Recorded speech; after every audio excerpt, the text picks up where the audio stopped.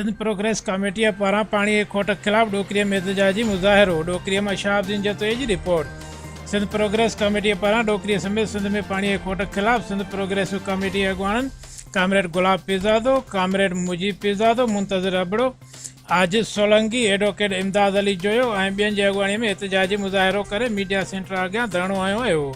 उन मौक़े ते अॻुवाणनि चयो त सिंध में पाणीअ जी हथरादू खोट करे ज़राअत जे शोबे खे माइशी तौरु मुकमिल तबाह कयो पियो वञे। कालाबाग डैम जी अॾावत लाइ हथरादू मुल्क में अहिड़ियूं हालतूं पैदा करे साज़िश कई पई वञे।